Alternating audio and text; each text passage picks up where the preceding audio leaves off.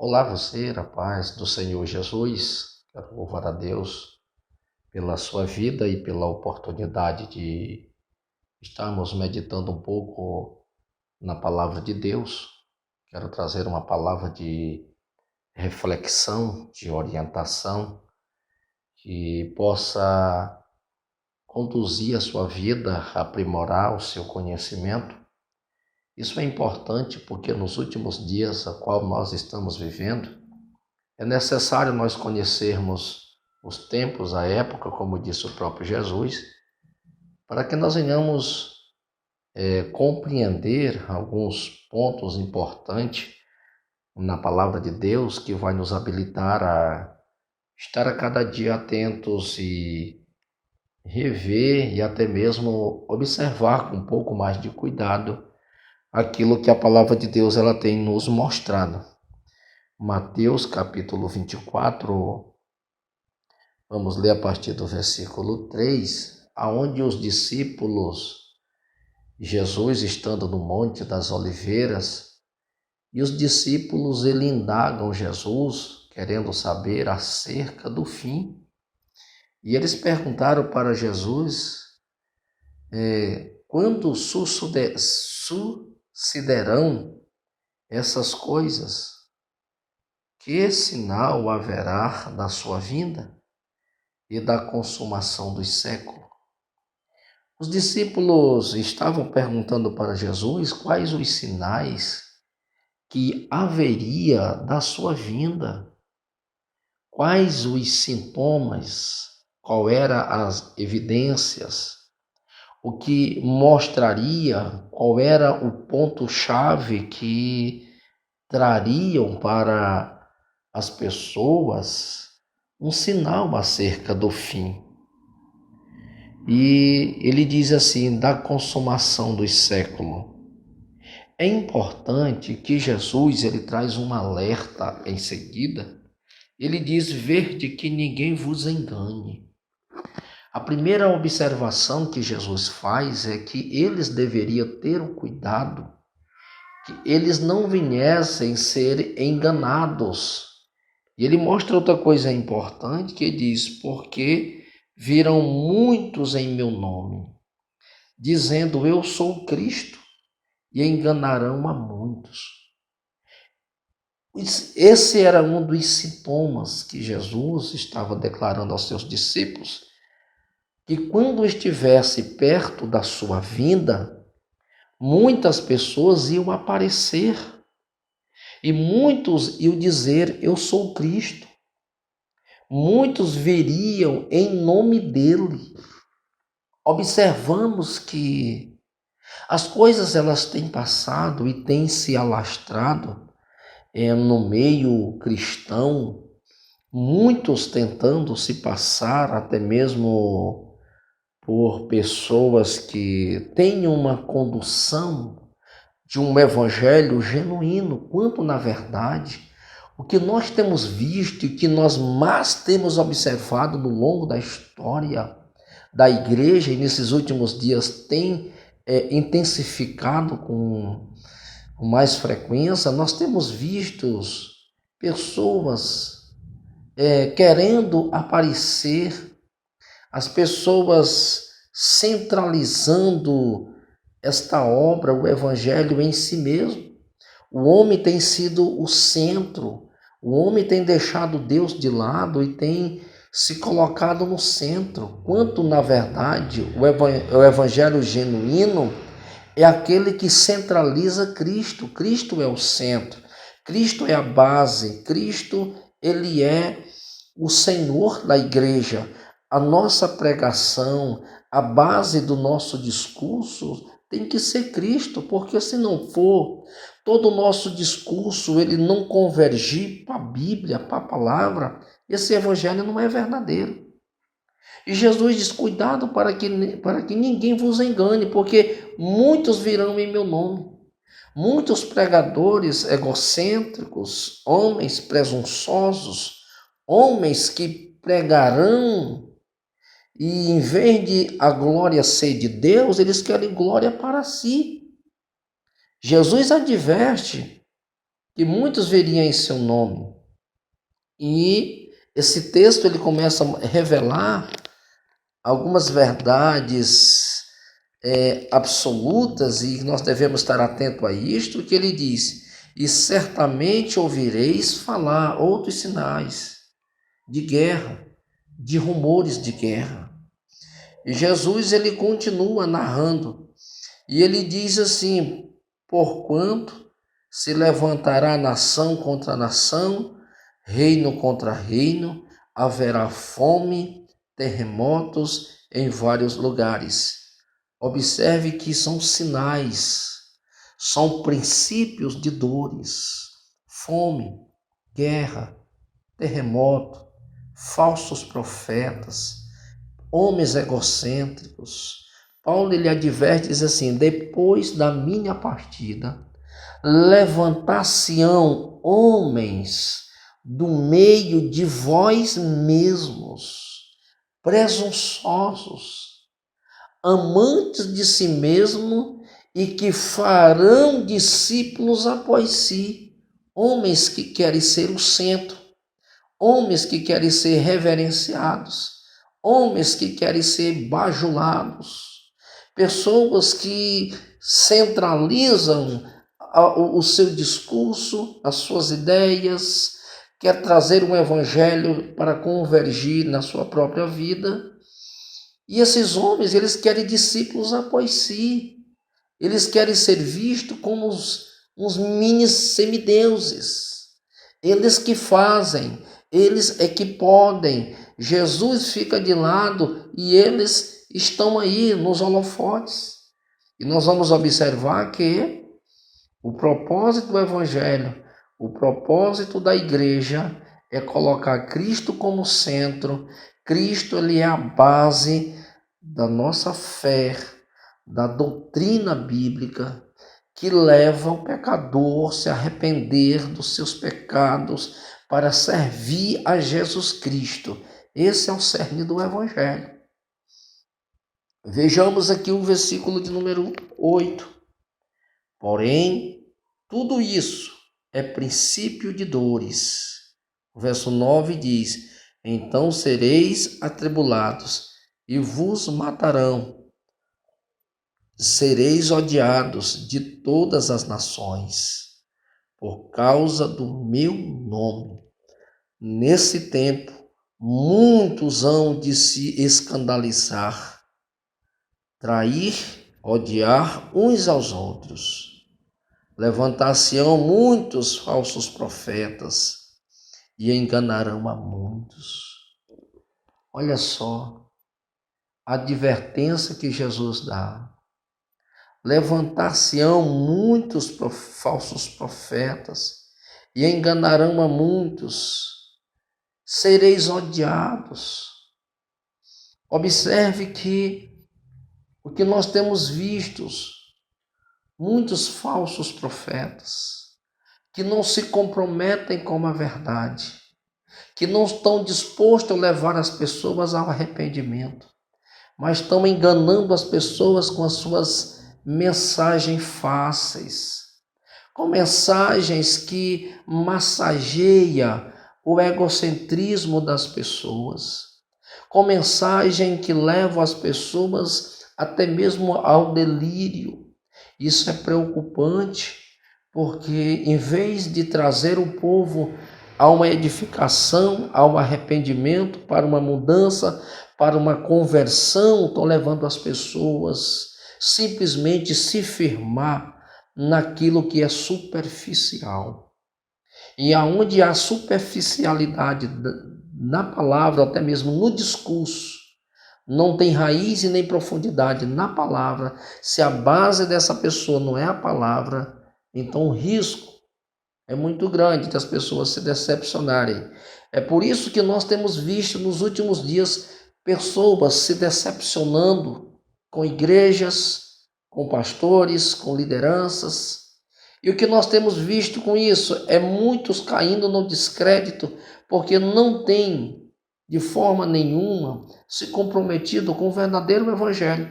E aqueles que se propõem pregar a verdade, eles são exclusos da maioria. que não tem compromisso.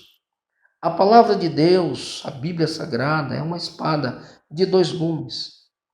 O primeiro gume dessa espada é a interpretação. E o segundo gume é a aplicação. Se você fizer uma interpretação errada do texto, certamente você vai fazer uma aplicação errada. O verso 12 diz: por se multiplicar a iniquidade, o amor de muitos esfriarão. Nós temos visto de uma forma alastrante o esfriamento do amor, o apego pelas coisas de Deus, o interesse por aquilo que é divino, por aquilo que é sagrado, por aquilo que é puro, por aquilo que é santo. As pessoas têm perdido o interesse pela palavra de Deus. Muitos têm perdido o interesse por congregar-se, por estar juntos, estar em um culto de louvor. Muitos têm abandonado a casa de Deus. Pessoas que eram bênção e hoje estão longe da casa do Senhor, longe da presença de Deus. O amor esfriou. Quando se fala da multiplicação da iniquidade e o amor de muitos esfriarão, as pessoas estão olhando para o mundo aí afora. Mas quando Jesus diz que o amor de muitos esfriará, era justamente que as pessoas perderiam o interesse por Ele e pelas coisas do Senhor. Hoje o homem está muito centralizado naquilo que traz para ele um resultado imediato. O homem está em busca de bens, de poderes aquisitivos e estão deixando de buscar o que é mais importante. Estão deixando de buscar aquilo que é mais precioso para as suas vidas. Do que adianta? Muitas pessoas estão enriquecendo, mas as famílias estão sendo destruídas. Não tem paz no seu lar, não tem alegria, não tem um convívio familiar, não desfrutam da família porque não tem tempo, porque estão em busca de algo que é superficial, de algo que é perecível. Queridos, em primeiro lugar, na vida do cristão, a priori, o que é prioridade na nossa vida não é riquezas, isso é consequência. Você pode se tornar uma pessoa bem-sucedida, mas no quesito salvação, isso não é prioridade, é consequência. A prioridade da vida do cristão é buscar ao Senhor, buscar em primeiro lugar o meu reino e a sua justiça, e as demais coisas serão acrescentadas. Ainda tem muita gente que quando se fala em assuntos como esse, diz, eu tenho que trabalhar, e você nunca pode deixar de trabalhar. Mas que isso não venha ocupar todo o seu tempo. A Bíblia diz que há tempo para tudo, é só ler Eclesiastes 3. Há tempo para todo o propósito debaixo dos céus. Jesus disse, buscar em primeiro lugar o meu reino e a sua justiça. Jesus está dizendo, eu quero exclusividade na sua vida. O homem busca daquilo que é superficial, artificial, passageiro, transitório. O homem tem deixado de desfrutar do que é mais importante. Um certo cidadão muito rico, ele diz que ele gastou toda a sua saúde em busca do dinheiro. Ele estava em um leito do hospital, ele diz, estou gastando todo o meu dinheiro em busca da minha saúde.